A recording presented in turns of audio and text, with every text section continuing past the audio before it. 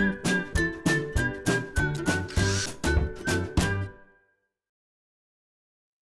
it's Steve. Today we'd like to show you how to change the water inlet flume on your washer. On this style of washer, the water inlet has a flexible rubber hose that attaches to a hard plastic flume. If it should fail and get a leak, you'll need to replace it. But it's a really easy job, so let me show you how we do it. Now before we begin this repair, the first thing we'll need to do is to disconnect power to the washer.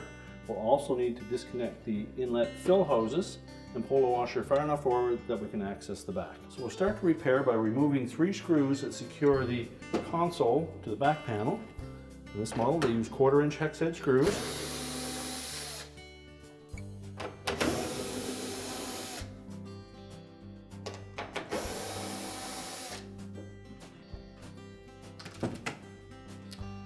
And just tilt that panel forward, and we're going to slide it to the right.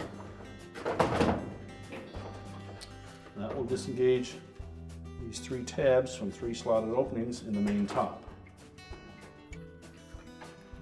Just let that lay there for now. Next we'll need to remove the front panel, and it's held in place with a couple of clips about 3 inches in from either side. So with a stiff putty knife, we're just going to find those clips and push the putty knife in over top of them. And that will depress the clip, and you can pull the panel forward.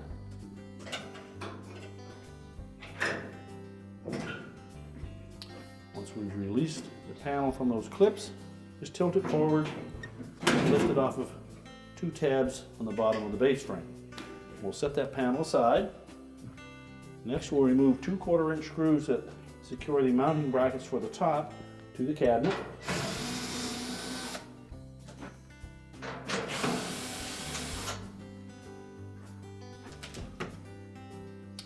And we can lift up on that top. We'll just pull it slightly forward to disengage the hooks at the back. We'll set that console out of the way. We'll want to raise the lid. In this particular model, we have an electronic lid switch that we'll need to release from the main top. If you rotate that top around enough that you can see that there is a clip on the end of that lid switch.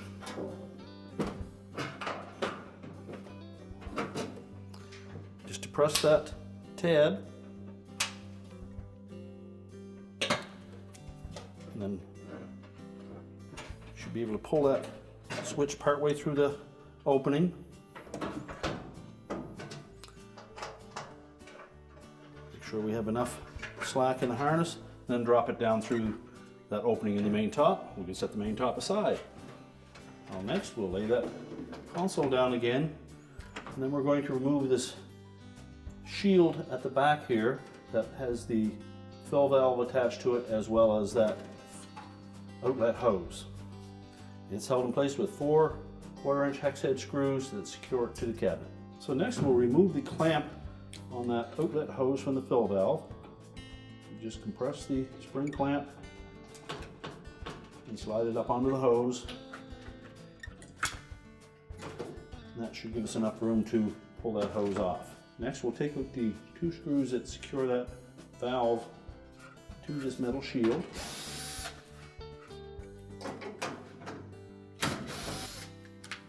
And just pull the valve through that back panel so that we can remove the valve from that hose. We can just set that aside for now. Next we'll need to remove those 4 screws for that shield. The 2 outer ones also hold the end caps in place, so just make sure that we don't knock those out of position.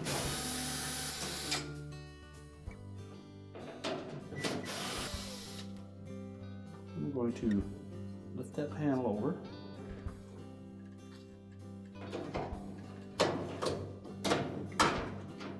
Once you've exposed the back of it, you'll note that there's 2 screws that secure that flume, so we'll need to remove those.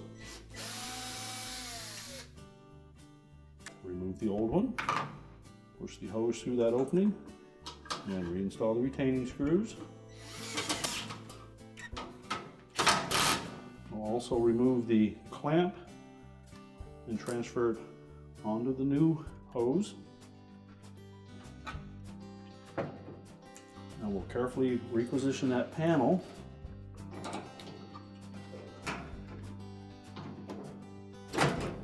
And we want to make sure that we have the end caps engaged with the top and the back panel.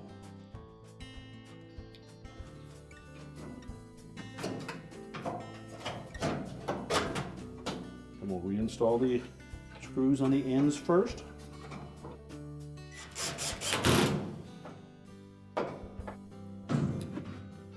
And then the two at the back.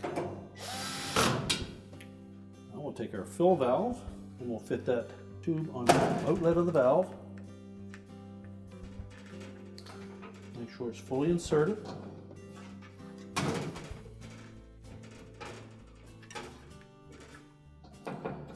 Tilt the valve back down through the opening in the back panel and line up the holes for the mounting screws. Reinstall the mounting screws.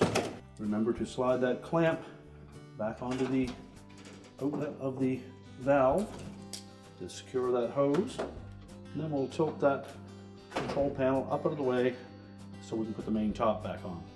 Now when reinstalling the main top, what we need to do is make sure that this slotted opening on the back edge of that top panel sits down over this hook that is attached to that frame around the cabinet. So we do that on both sides. We'll have to move the control panel out of the way and make sure that sits down and flush on both sides. And then when we push the top backwards, it will hook into place. We also need to reinstall that lid switch, so we'll lift up on the top slightly at the front. We'll pull that assembly up through the opening, and then we're going to attach the wire end of it into the opening first, and then press it down to latch the backside. Lower the lid,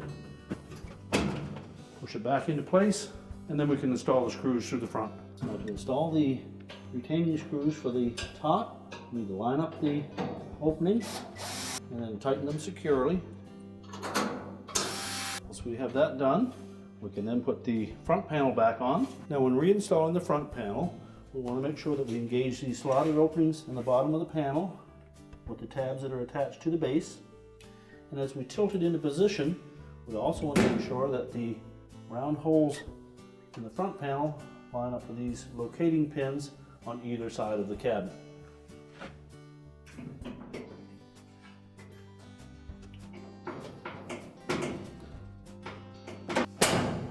And then just snap it into place. We can now put the console back in position. Tuck the wire harnesses in behind the main top. Again, we'll line up those 3 tabs, put the slotted openings in the top, set it down into place, and then slide it to the left. Make sure it's out over the edge of the end caps, and then we can install the 3 screws to secure the back.